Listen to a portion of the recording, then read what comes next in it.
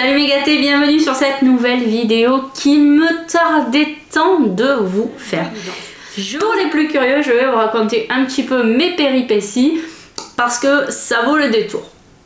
Et puis si vous avez des soucis dans votre vie et que ça va pas du tout, ça va peut-être vous permettre de rire un peu de mes déboires qui, même si moi je vous avoue ne m'a pas donné envie de rigoler, fait que peut-être voilà, ça vous apportera un petit peu de légèreté, en tout cas je l'espère. Donc tout commence il y a 2 semaines où je tourne, je vais vous expliquer pourquoi je dis aïe. Où je tourne quelques contenus vidéo pour la chaîne, où je prépare mes énergies du week-end de 3 jours à l'avance, histoire de pouvoir ensuite les monter et vous les poster, etc. Donc tout est prévu à l'avance. Et puis je ne sais pas pourquoi, mais j'ai ce problème de façon assez récurrente. J'ai un problème avec mes cartes SD qui fait que je perds tout ce qui est dans mes cartes SD. Je suis obligée de reformater mes cartes SD, donc je perds tout le contenu que j'ai monté. J'ai pu heureusement monter quelques jours avant 2-3 reviews qui sont en stand-by. Donc une a été postée il y a 2-3 jours sur l'oracle de Marseille, une autre arrive sur l'oracle d'Ayo. Donc ça c'est des choses que j'ai tournées il y a déjà 3 semaines et que j'ai eu le temps de monter avant. Donc ces fichiers là sont enregistrés dans mon ordinateur, il n'y a pas de problème. Mais tout le reste était toujours dans mes cartes SD et j'allais commencer mes montages. Mais voilà, problème de carte informatique. Donc je vous avoue que je suis un petit peu blasée et le problème c'est que je peux pas trop tourner le week-end parce que j'ai des enfants, donc forcément ça rentre, ça sort, les copains, les chiens qui aboient quand il y a du monde autour de la maison, patin, couffin, les gamins qui sont au-dessus, qui marchent, on entend taper, enfin bon. Donc le week-end pas possible. Je me dis c'est pas grave, je tournerai lundi.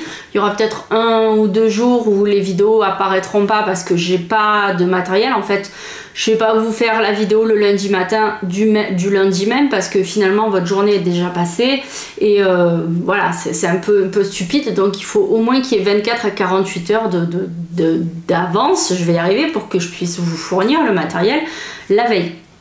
Donc par exemple la vidéo du mercredi, il faut qu'elle soit tournée le lundi ou le mardi matin très tôt dernier carat pour que je puisse ensuite la monter et vous la mettre sur YouTube pour que vers 9-10 heures vous ayez la vidéo du lendemain, du mercredi. Donc le mardi 9-10 heures, il faut que la vidéo soit en ligne pour que vous puissiez la voir, puisqu'il y a des gens qui vont regarder la vidéo la veille au soir, il y en a qui vont le regarder dans la nuit, il y en a qui vont le regarder le mercredi dans la journée, mais bref, peu importe, ça c'est des problèmes techniques qui ne concernent que moi, donc ça vous en fichez, etc. Bon, soit, donc je me retrouve avec un problème informatique. Et puis le lundi, je me réveille avec une douleur indescriptible dans le cou et dans le dos. Vraiment, je passe une nuit excellente. Je m'assieds et là, une douleur atroce qui arrive dans mon dos et dans mon cou. Je comprends pas trop ce qui m'arrive. J'ai très mal. Je me dis, bon, j'ai du mal à dormir et j'ai dû me coincer un muscle, etc. Ce qui peut arriver, hein. Donc je souffre beaucoup et le lundi je me sens pas du tout de tourner une vidéo, je rame un peu toute la journée, je reste au lit. Le mardi rebelote, je reste couchée toute la journée, je suis pliée de douleur. Je prends rendez-vous chez l'ostéo, mais il y a rendez-vous que pour le mardi de la semaine suivante. Le mercredi ça va mieux, je traficote, etc. J'ai des trucs à faire. Et puis j'ai pas le temps de tourner en fait, et puis la douleur m'assaille et je ne peux pas rester assise longtemps. Alors là j'ai très mal, la douleur m'assaille et je ne peux pas rester assise, donc je ne peux pas tourner tout simplement, et c'est très compliqué. Sauf que entre temps, j'ai un gros fauteuil dans ma chambre, très moelleux. Je m'assieds dedans et je travaille sur l'ordi et puis je m'inscris en dernière minute à des événements. Donc vous pourrez me retrouver, pour ceux que ça intéresse, au salon de la voyance à Roanne le 2 novembre. Voilà, donc là le 2 novembre 2024, je serai au salon de la voyance de Roanne avec mon stand Hôtel de la Magie. Donc là je suis que sur la vente de produits que je fabrique. Et je serai également sur le zoo dans le 63 sur un salon magique ésotérique qui sera lui le jeudi 31 octobre. Voilà, donc je m'inscris vraiment en dernière minute. J'ai l'habitude de faire des salons, des marchés, des événements, mais j'en ai pas fait depuis longtemps, depuis quasiment 1 an. Et là je m'inscris au dernier moment, vraiment sur 2 événements. Bref, donc en plus la semaine dernière, bah, je prends le temps aussi de regarder où j'en suis dans ma cam, etc. Qu'est-ce qu'il faut que je recommande comme matière première, qu'est-ce qu'il faut que je fasse, qu'est-ce que j'ai pas. Bref, donc voilà, je suis prise dans des préparatifs.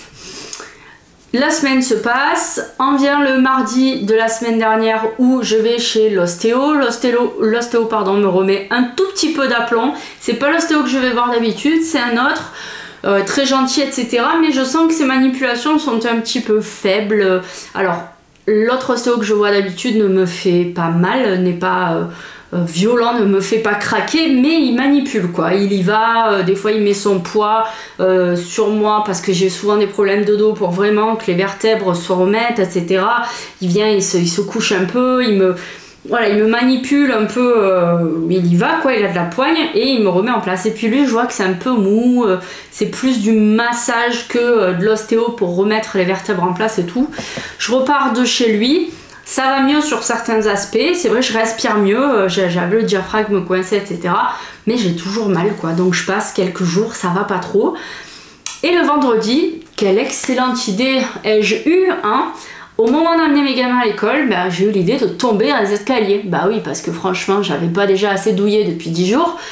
Je tombe dans les escaliers, je me fracasse, vraiment, je me suis rétamée de la première marche d'en haut. Alors, on s'en fout, je digresse un peu, mais j'ai 2 paires de pantoufles et en fait, j'ai des pantoufles qui restent que à l'étage, avec lesquelles je ne descends jamais au rez-de-chaussée.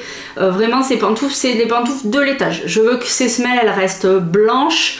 C'est vraiment des pantoufles qui sont faites pour ne pas rayer le parquet, etc. Donc c'est vraiment des chaussures d'étage. Et en bas j'ai des pantoufles qui me servent à vaquer à mes occupations sur le rez-de-chaussée et même parfois aller dehors, etc. C'est moins gênant. Et puis ces fameuses claquettes qui sont censées aller en bas, je monte d'habitude les escaliers avec et arrivé en haut j'interchange. Sauf que là bah, elles sont au lavage. Donc vendredi matin bah, je descends avec les claquettes blanches, sauf que c'est des claquettes parce que je le vaux bien, en fausse fourrure très très douce. Et en fait, avec les chaussettes à l'intérieur, j'ai mis le pied sur la première marche, j'ai glissé, mon pied est passé à travers la claquette et j'ai glissé, sauf que j'ai pas pu vraiment me rattraper. Donc je me suis fait mal au petit doigt, j'ai un énorme bleu sur la fesse, je me suis fait très mal au coccyx et je me suis vraiment fracassé toute la colonne.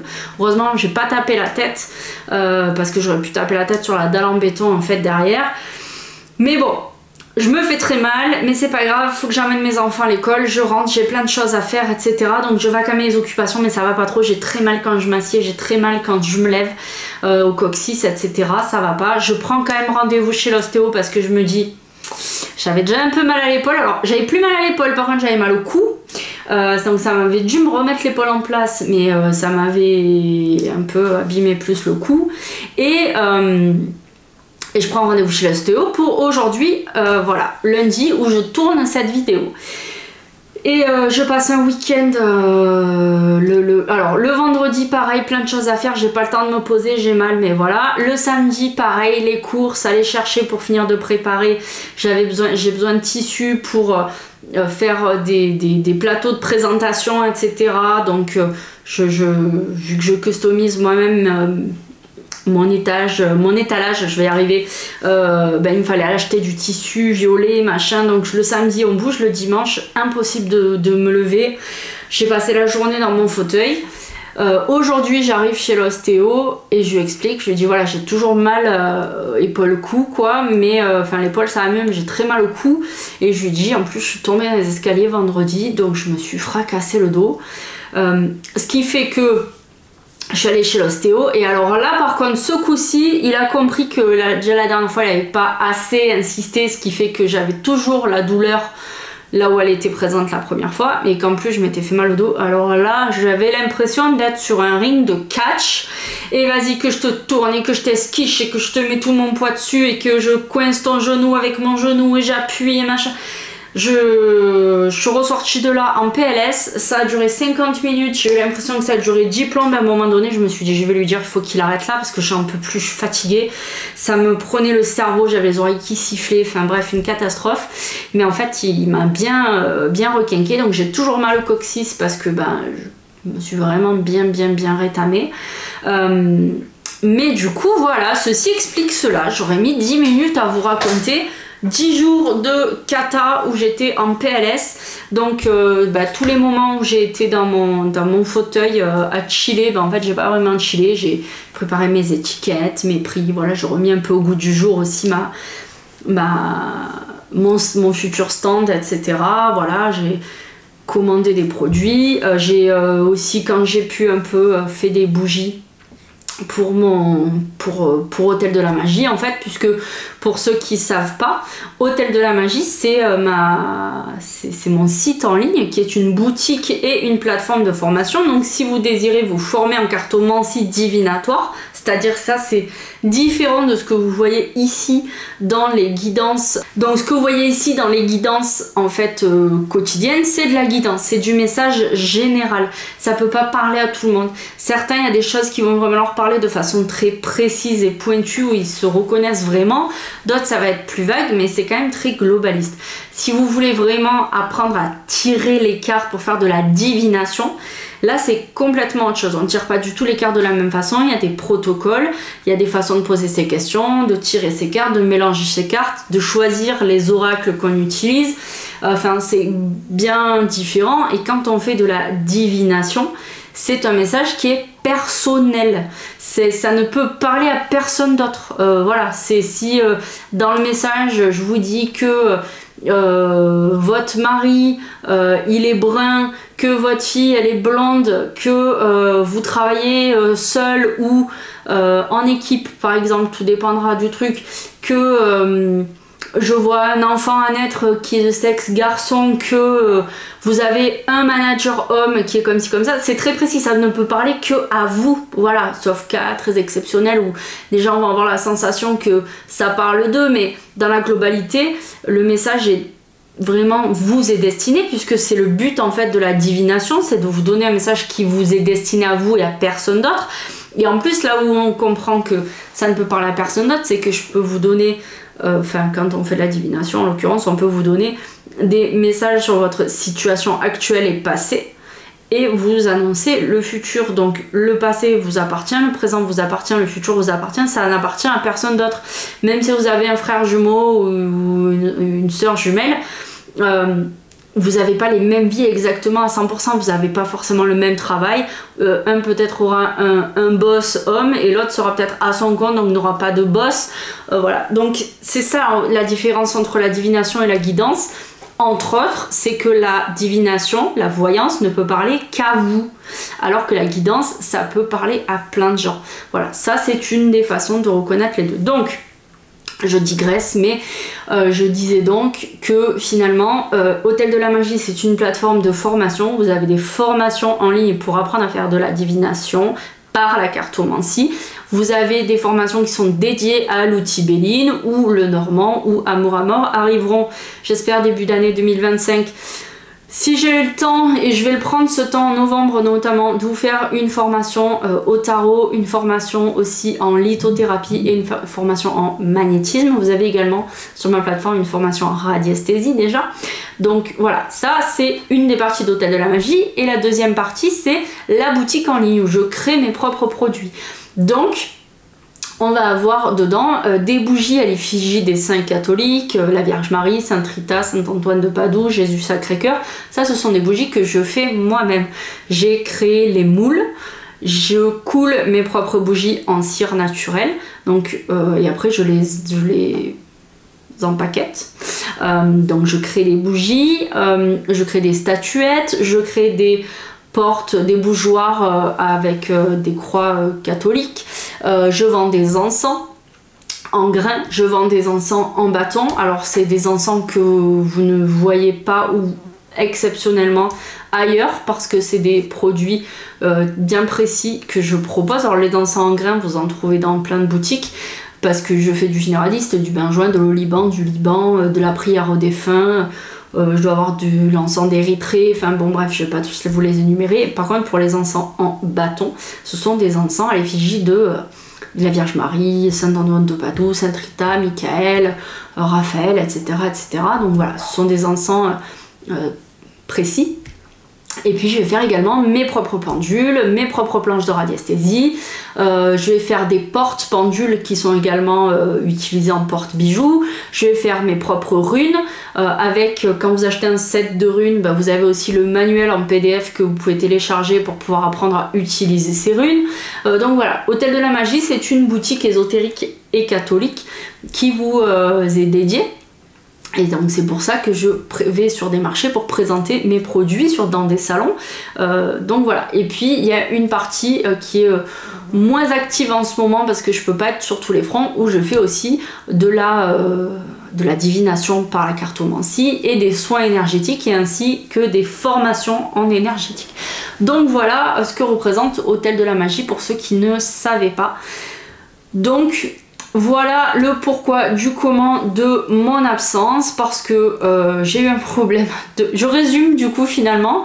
J'ai eu un problème de matériel, suivi de je me suis fait mal, je me suis fait mal sans savoir comment, je me suis refait mal par-dessus en tombant dans les escaliers. J'ai commencé à préparer les 2 salons dans lesquels je me suis inscrite vraiment à la dernière minute, ce qui fait que j'ai pas eu le temps de retourner, mais là c'est bon, on est reparti sur des tournages très réguliers pour vous faire vos messages avec les cartes. Du coup, ce qui va se passer, c'est que il n'y a pas de chapitrage.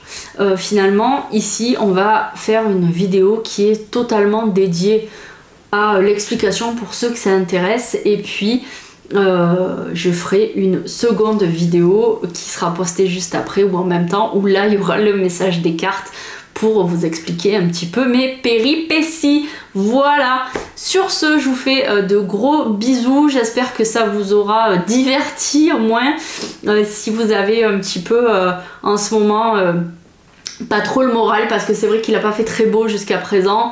Bah, peut-être que mes petits déboires vous auront fait rire, et puis c'est tout ce que je vous souhaite hein, finalement.